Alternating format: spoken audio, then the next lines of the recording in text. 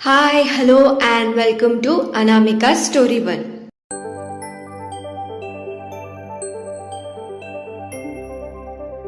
तो आज हम सुनने वाले हैं एक प्यारी सी प्रेम कहानी जिसका नाम है अधूरे हम, चैप्टर 12। तो बिना देरी किए हम कहानी में आगे बढ़ते हैं। सिया राघव को लैपटॉप में कुछ दिखा रही थी। राघव उसे देखने के लिए नीचे झुका। वो सिया के बहुत करीब आ गया था। सिया और राघव दोनों को ही ये पता नहीं चला। तभी कैबिन का दरवाज़ा खुला। दरवाजे के आवाज़ से सबका ध्यान उस ओर चला गया। सामने अर्जुन, मिस्टर वशिष्ठ और टीना खड़े हुए थे। अर्जुन को देखकर रुद्र ने हाय भैया कहा, लेकिन अर्जुन की नज़र राघव और सिया पर ही थी। मिस्टर वशिष्ठ और टीना की भी राघव और सिया पर ही नज़र थी। उन्हें देखकर राघव सीधा खड़ा हो गया। सिया को तब जाकर होश आया था कि वो राघव की चेयर पर बैठी हुई है। वो जल्दी से खड़ी हो गई। टीना ने जब सिया और राघव को इतने करीब देखा तो उसका मन कर रहा था वो सिया को मार डाले। वो गुस्से में सिया को ही देख रही थी। राघव ने पूछा, भैया आप कब आए? अर्जुन ने कहा, वो सुबह सिया ने बताया कि तुम आज मीटिंग पर नहीं आ रहे हो, तो बस एक बार कंफर्म करना चाहता था। अर्जुन की नज़र अभी भी सिया और राघव पर ही थी। मिस्टर वशिष्ठ थोड़े गुस्से के आवाज़ में कहने लगे, ये क्या हो रहा है राघव? राघव ने कहा, बस कुछ पुराने कचरे को बाहर फेंका जा रहा है। ये सुनकर मिस्टर वशिष्ठ को थोड़ा और गुस्सा आ गया। उन्होंने कहा, हमें पता चला कि तुम्हें कुछ पुराने प्रोजेक्ट्स की डिटेल चाहिए। हमसे पूछ लिए होते, हम आपको बता देते। आफ्टर ऑल आप हमारे होने वाले दामाद हैं। ये आखिरी शब्द उन्होंने सिया को देखकर थोड़े जोर से कहा। मिस्टर वशिष्ठ आगे बोले, तुम्हें ऐसे बाहर के लोगों के बात मानकर ये सब करने की क्या ज़रूरत थी? ये सब इतनी पुरानी बातें हैं। ये बात भी वो सिया के बारे में ही कह रहे थे और सिया को भी अच्छी तरह से ये सब कुछ समझ में आ रहा था। सिया मन में खुद से बोलने लगी, इन्हें कैसे पता चला ये सब हमने किया है? मतलब हम ये फाइल्स चेक कर रहे हैं, ये बात किसी डिपार्टमेंट के लोगों से पता चली होगी, पर हमने इसके बारे में सर को बताया, ये इन्हें कैसे पता चला? राघव मिस्टर वशिष्ठ से कहने लगे, लगता है हमारे ऑफिस में जासूस छोड़ रखे हैं आपने। कंपनी में आज तक आप कभी आए नहीं और आज जब हम कुछ पुराने डॉक्यूमेंट्स क्या चेक कर रहे हैं, आप यहाँ टपक पड़े। राघव की बात सुनकर मिस्टर वशिष्ठ अपने मुंह में आए थूक को निगलने लगे, क्योंकि उन्हें अच्छी तरह से पता था कि अर्जुन और राघव दोनों को ही ये बिल्कुल पसंद नहीं है कि उनके कंपनी की बातें कोई बाहर जाए।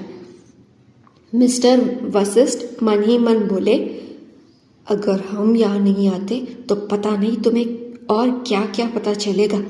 अगर तुम्हें और तुम्हारे बाप को कपूर इंडस्ट्रीज़ की सच्चाई पता चली तो नहीं, तुम हमें जिंदा नहीं छोड़ोगे और ना ही वो आशीष कपूर। हमें जल्द से जल्द तुम्हारी और टीना की शादी की बात करनी होगी। तभी टीना राघव से बोलने लगी, राघव चलो ना कहीं चलकर डिनर करते हैं। राघव ने कहा, ये फालतू कामों के लिए वक्त नहीं है हमारे पास। राघव ने सीधा टीना की इंसल्ट कर दिया, जिसे सुनकर टीना को बहुत गुस्सा आया और रुद्र को हंसी। टीना रुद्र को कुछ नहीं कह सकती थी, तो उसने सिया की तरफ देखा और बोली, लगता है तुम्हारा कोई घर बार नहीं है। ये सुनकर सिया पूछी, जी? तो टीना बोली, मतलब बहुत देर हो गई है, तुम्हें घर जाना चाहिए। सिया ने टाइम देखा, वाकई आज बहुत देर हो गई थी। तो सिया ने कहा, सर हम चलते हैं। अर्जुन ने कहा, सिया चलो हम तुम्हें घर छोड़ देते हैं, बहुत देर हो चुकी है। वो राघव की तरफ देखा और बोला, राघव, हमें घर आते देर हो जाएगी, दादाजी से कह देना। तो राघव ने कहा, जी भैया। सिया ने कहा, गुड इवनिंग सर। राघव टीना को उसकी जगह दिखाना चाहता था, इसीलिए उसने सिया से कहा, सिया, कल क्लाइंट के साथ डिनर मीटिंग में हम दोनों के साथ तुम भी चल रही हो। ये सुनते ही सिया ने एक बार राघव को देखा और फिर अपना सिर हिलाकर अर्जुन के साथ वहां से चली गई। टीना गुस्से से सिया को जाते हुए देख रही थी। सिया के जाने के बाद टीना गुस्से से पूछी, ये क्या है राघव, तुम उस लड़की को डिनर पर ले जा रहे हो और हम तुम्हारे होने वाले। राघव भी गुस्से से उसकी बात को बीच में रोकते हुए बोला, तुम हमारी कुछ नहीं हो और ना ही कभी कुछ हो सकती हो। तो वशिष्ठ ने कहा, तो वो लड़की तुम्हारी क्या लगती है जो मेरी बेटी की बजाय उसे लेकर जा रहे हो? तो राघव ने कहा, सिया, सिया नाम है उसका। तो टीना ने कहा, कल की आई हुई लड़की की इतनी फिक्र है और वो लड़की तुम्हारे इतने करीब इतना क्यों चिपक रही है तुमसे? राघव ने कहा, इससे तुम्हारा कोई लेना देना नहीं, और अगर आप दोनों का हो गया हो तो आप यहाँ से जा सकते हैं, दादाजी हमारा घर पर इंतजार कर रहे हैं। इतना कहकर राघव अपना लैपटॉप बंद करके अपना सामान समेटने लगा। तभी वहां अजय आ गया। तो राघव अजय को देखकर कहने लगा, अजय, ये सारे फाइल्स कार में रखवा दो और आज ऑफिस में सिक्योरिटी बढ़ा देना। कल सुबह हमें उन सारे लोगों के नाम चाहिए जो पगार तो हमसे ले रहे हैं पर किसी और के लिए अपनी ईमानदारी दिखा रहे हैं। अजय ने वशिष्ठ को देखा पर राघव से पूछने लगा, ऐसे लोगों का क्या करना है सर? तो राघव ने कहा, उन्हें जॉब से निकाल दो और कॉन्ट्रैक्ट ब्रीच के लिए उनसे 1 करोड़ रुपए की पेनाल्टी भरने के लिए कह देना। अगर किसी ने कुछ ज्यादा करने की कोशिश की तो उन्हें मार डालो। ये सुनकर अजय के चेहरे पर एक तीखी सी मुस्कुराहट आ गई। वो मिस्टर वशिष्ठ को देखते ही कहा, जी सर। ये सब सुनकर तो वशिष्ठ और टीना की तो होश ही उड़ गए। दूसरी तरफ अर्जुन अपनी कार खुद ड्राइव कर रहा था। आज उसने किसी सिक्योरिटी को भी अपने साथ आने से मना कर दिया। सिया उसके बगल में बैठकर कुछ सोच रही थी। अर्जुन भी किसी सोच में डूबा हुआ था। कुछ देर बाद अर्जुन कुछ सोचते हुए सिया को बुलाने लगा। सिया। सिया अपने सोच से बाहर आते हुए बोली, जी सर। अर्जुन ने पूछा, ऑफिस में क्या हुआ? मिस्टर वशिष्ठ क्या बात कर रहे थे? सिया ने अर्जुन को सब कुछ बता दिया। सब सुनकर अर्जुन को भी राघव की तरह ही गुस्सा आ रहा था। तो सिया ने कहा, सर क्या हम आपसे कुछ पूछे? अर्जुन ने कहा, हाँ पूछो। तो सिया ने कहा, सर अगर ऑफिस के लोगों ने मिस्टर वशिष्ठ को ये इन्फॉर्मेशन दी है कि राघव सर ने फाइल्स मंगवाई है, तो मिस्टर वशिष्ठ को ये कैसे पता चला कि हमने सब राघव सर को बताया है? अर्जुन ने कहा, राघव नहीं, राघव। सिया ने कहा, सॉरी, वही राघव सर को। अर्जुन ने कहा, इनडायरेक्टली उसने अपना जुर्म कबूल किया है। तो सिया ने कहा, अर्जुन ने कहा, हम तुमसे कुछ पूछे? सिया ने कहा, जी सर। अर्जुन ने कहा, तुम्हें इतना बिजनेस नॉलेज कैसे? हमारा मतलब जहाँ तक हमें पता है VS में जॉब ही तुम्हारा पहला जॉब था। तुम्हारे फैमिली में कोई बिजनेस करता है क्या? सिया ने कहा, नहीं सर, हमारे पापा तो एक मामूली ड्राइवर थे और माँ टीचर।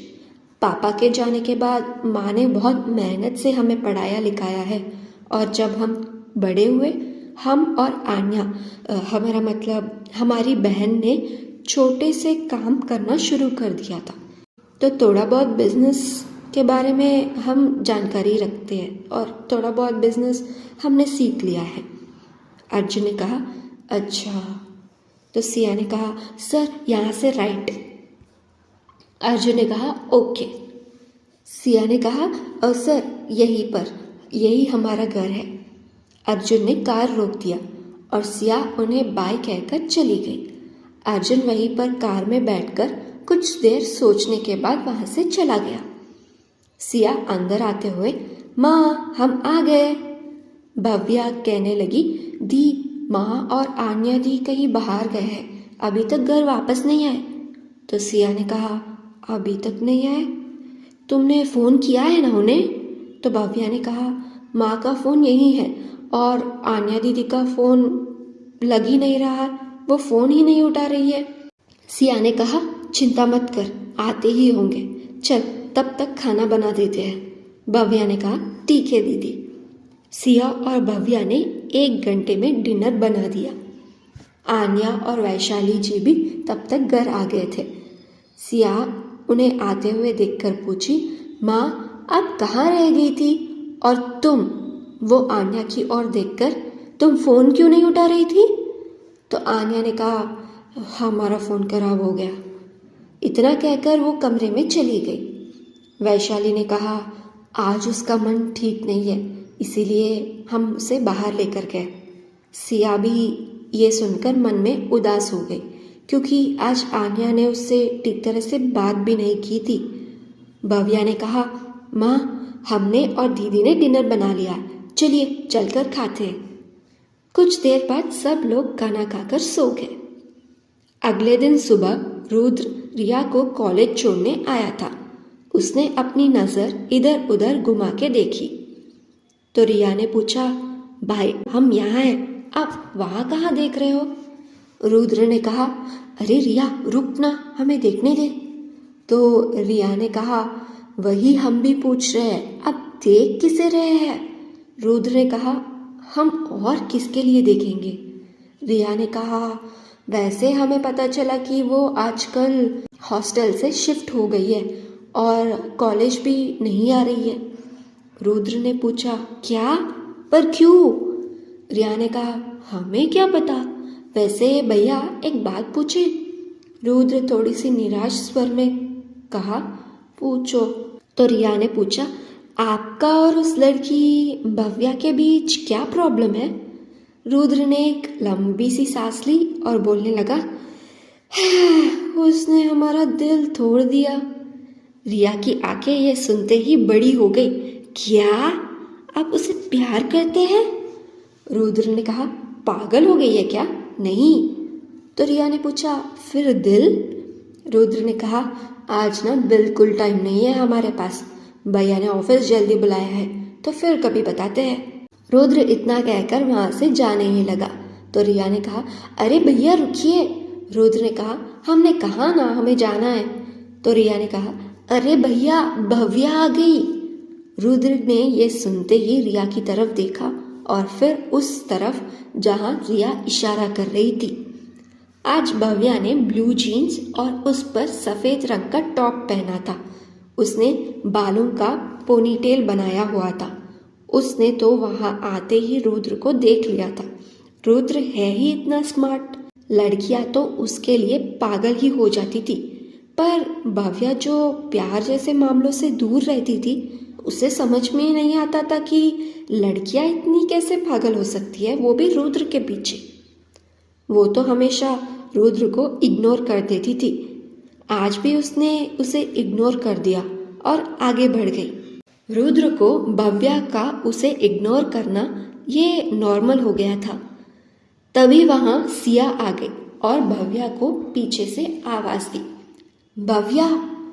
भव्या ने पीछे पलट कर देखा और रुद्र और रिया ने भी उस ओर देखा। तो भव्या सिया को देखकर, दी। भव्या आगे बढ़ गई और सिया भी उसकी ओर गई। रुद्र ने भी सिया को देख लिया। तो रुद्र ने कहा, सिया जी आप यहाँ? सिया भी रुद्र को देखकर थोड़ा आश्चर्य हो गई और पूछी, रुद्र सर आप यहाँ? भव्या मन में बोली, ओ गॉड सिया दी, आपको भी अभी आना था, अब ये बंदर हमें नहीं छोड़ेगा। रुद्र भव्या को देखते हुए बोला, हाँ वो हम रिया को छोड़ने आए थे। सिया पूछी, रिया? रुद्र ने कहा, ओ हाँ ये है रिया हमारी बहन, और रिया ये है सिया जी, राघव भैया की नई पीए। रिया ने मुस्कुराते हुए बोला, हाय। सिया ने भी मुस्कुरा दिया और कहा हाय। रुद्र ने पूछा आप यहाँ क्या कर रही है सिया जी? तो सिया ने कहा ये हमारी बहन है भव्या, और भव्या ये रुद्र सर है, अर्जुन सर और राघव सर के भाई। भव्या ने कहा हाय। रुद्र मन में बोला हाय अभी बताता हूँ इसको। वो सिया से बोला हम जानते हैं ना इसे। ये सुनकर भव्या की आंखें बड़ी हो गई। सिया असमंजस में पूछी आप जानते हो इसे कैसे? भव्या ने रुद्र को आंखों ही आंखों में रिक्वेस्ट किया कि वो कुछ न बताए। अब रुद्र कहाँ मानने वाला था। भव्या उसे इग्नोर कर रही थी, जो उसे बिल्कुल पसंद नहीं था। पर इससे पहले रुद्र कुछ कहता, भव्या ने सिया को पकड़ लिया और कहा वो दी रुद्र सर हमारे सीनियर है, इसी कॉलेज में पढ़ाई की है इन्होंने। रिया जो भव्या को समझ रही थी उसने कहा भव्या को यहाँ सब जानते हैं, इसने डिबेट कंपटीशन में हमारे टीचर्स को ही हराया था और टॉपर भी है, तो सारे टीचर्स भी इसे पसंद करते हैं। रिया के मुंह से भव्या की तारीफ सुनकर सिया को बहुत अच्छा लगा, पर रुद्र को नहीं, क्योंकि वो उसकी बहन थी पर सपोर्ट भव्या को कर रही थी। भव्या ने रिया की तरफ देखा और धन्यवाद कहा, वो भी आंखों ही आंखों में। भव्या सिया को देखकर पूछी वैसे दी आप यहाँ अब ऑफिस जा रही थी ना? तो सिया ने कहा तुम अपना ये लैपटॉप टैक्सी में ही भूल गई थी, बस इसे ही देने आए थे। तो भव्या ने कहा हे भगवान हम भी ना, थैंक यू दी, आज आपने बचा लिया वरना हम फेल ही हो जाते। सिया ने उसे हग किया और कहा ऐसा कुछ नहीं होगा, चल जा और अच्छे से परफॉर्म करना, ऑल द बेस्ट। भव्या ने भी कसकर सिया को हग किया और कहा थैंक यू दी, अब हम ज़रूर पास हो जाएंगे। तो सिया ने कहा अच्छा चल बाय। भव्या मुस्कुराते हुए बोली बाय दी। रुद्र और रिया को भी बाय कहकर वहां से भव्या चली गई। सिया रुद्र से बोली ओके सर हम भी चलते हैं। तो रुद्र ने कहा ठीक है बाय। रिया ने भी सिया को बाय कहा।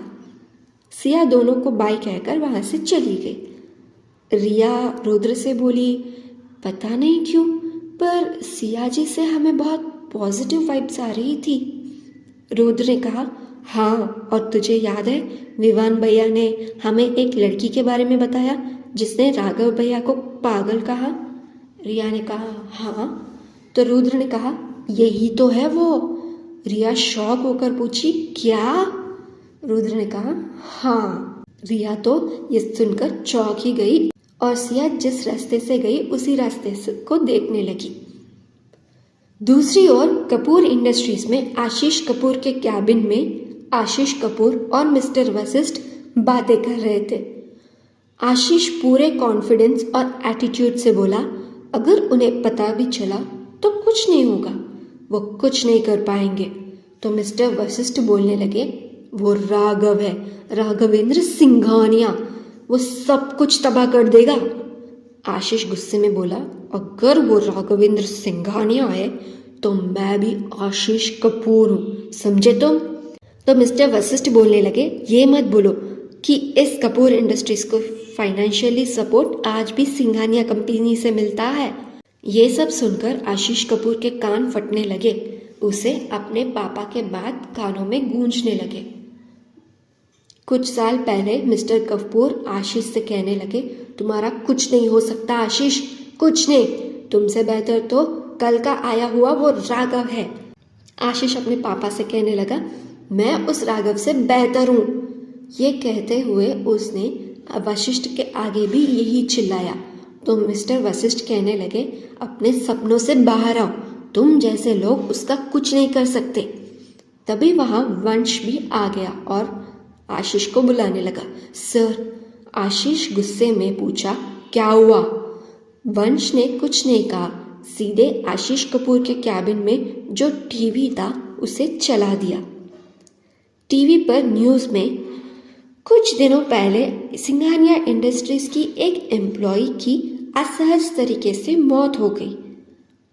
पोस्टमार्टम से पता चला कि उसका गला दबा के मारा गया है।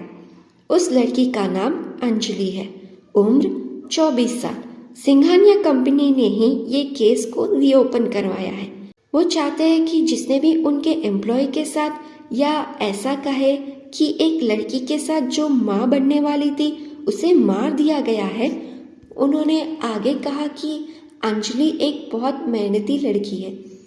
वो राघव सिंघानिया की काफ़ी सारे प्रोजेक्ट्स में उनकी असिस्टेंट बनकर काम कर चुकी है और ये भी माना जा रहा है कि अंजलि की हत्या सिंघानिया कंपनी के कुछ सीक्रेट्स जानने के लिए की गई है। पुलिस इस हत्या के पीछे के राज जानने की कोशिश कर रही है। पुलिस फिलहाल अंजलि के मंगेतर को ढूंढ रही है और वो कह रहे हैं कि कुछ भी हो सकता है। वंश ने टीवी बंद कर दिया क्योंकि वो देख पा रहा था कि आशीष के आंखें कैसे गुस्से से लाल हो चुकी है। मिस्टर वशिष्ठ गुस्से से बोले, मैंने पहले ही कहा था तुम्हें, राघव से पंगे लेना ठीक नहीं है। अब तुम्हारा कुछ नहीं हो सकता। अब वो तुम्हें जिंदा नहीं छोड़ेगा। मिस्टर वशिष्ठ की बातें से आशीष कपूर का गुस्सा और बढ़ रहा था। उसने टीवी उठाकर नीचे पटक दिया और मिस्टर वशिष्ठ का गला पकड़कर उसे दबाने लगा। तो क्या होगा आगे? मिस्टर वशिष्ठ जिंदा बच पाएंगे? क्या आशीष मिस्टर वशिष्ठ को जिंदा छोड़ेगा? जानते हैं आने वाले भाग में। हमारे साथ बने रहिएगा इस कहानी अधूरे हम पर, आपके होस्ट अनामिका के साथ। अगर आपको ये कहानी अच्छी लगी हो तो इस वीडियो को एक लाइक और इस वीडियो को अपने फ्रेंड्स एंड फैमिली के साथ शेयर करिएगा। आगे के भाग के लिए हमारे साथ बने रहकर चैनल को सब्सक्राइब कर दीजिए और बेल आइकॉन पे क्लिक कर दीजिए। अगर आप इस कहानी को पूरी तरह पढ़ना चाहते हैं तो नीचे डिस्क्रिप्शन में लिंक है और बायो में भी लिंक है, उसे क्लिक करके कहानी पूरी तरह पढ़ लीजिएगा। Thank you so much for listening and thank you so much for your love and support. Take care and bye bye.